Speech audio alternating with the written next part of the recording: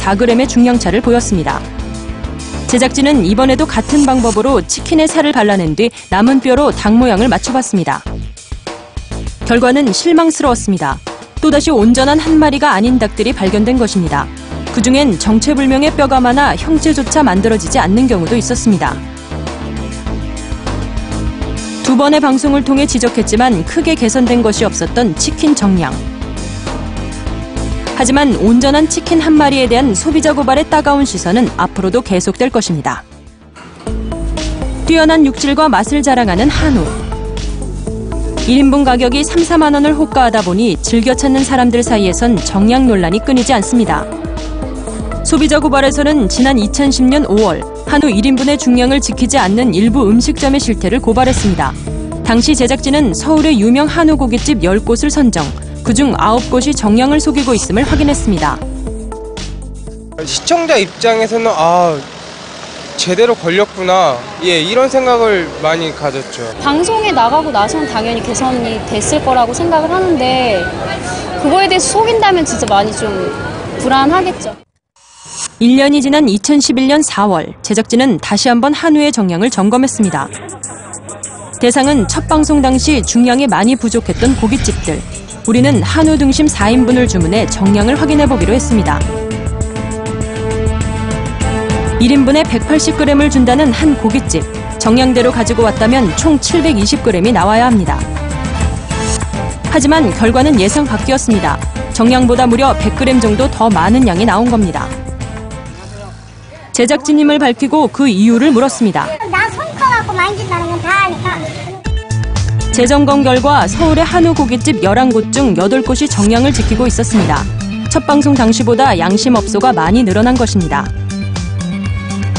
이는 소비자 고발 방송 이후 음식점에서 중량을 속여 파는 것을 규제하는 식품위생법 개정안이 강화됐기 때문입니다. 정부에서 이를 조금 더 강하게 단속하고 처벌할 수 있는 그런 방안을 마련해야 되겠다라고 해서 추진하게 되었습니다. 그렇다면 삼겹살의 경우는 어떨까? 제작진은 국내산 삼겹살을 판매하는 서울과 수도권의 고깃집을 선정, 중량 확인을 해보기로 했습니다. 그리고 주문한 고기를 저울에 올려 실제 무게를 달아봤습니다.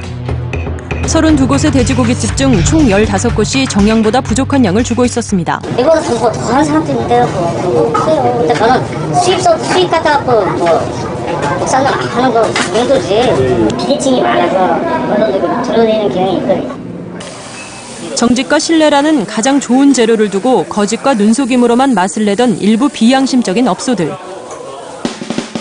하지만 소비자 고발 방송 이후 음식점 메뉴의 1인분 정량과 가격 표시에 대한 기준 마련이 적극 추진 중입니다.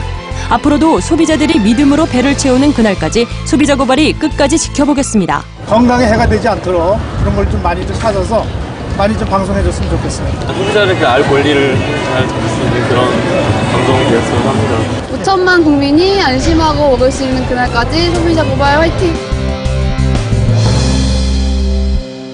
네. 소비자 고발을 거는 시청자 여러분의 기대와 격려에 진심으로 감사드립니다. 모든 국민이 안심하고 먹을 수 있는 그날이 속히 오기를 바랍니다. 업주 여러분, 정직과 신뢰는 소비자와의 가장 기본적인 약속입니다. 그 약속을 잘 지켜주실 것을 모든 소비자들을 대신해 부탁드립니다. 양심적 생산, 정당한 이윤, 소비자 고발이 지키겠습니다. 사소하지만 그냥 지나치기엔 뭔가 억울한 일들, 이런 일이 있을 때 생각나는 사람이 있죠. 바로 소비자를 소중하게 생각하는 남자, 소중남입니다. 이번 주 소중남에 들어온 제보는 뭘까요? 네, 포장에 적혀있는 광고 문구를 보고 당연히 국내산이겠지 하고 구입한 식용유가 알고 보니 수입산이었다는 건데요. 대체 어떻게 된 일일까요? 교묘한 광고 문구에 웬만한 소비자들은 그야말로 낚이고 있다고 합니다. 소중남이 가만히 있을 수는 없겠죠? 소중남, 속 시원히 밝혀주세요.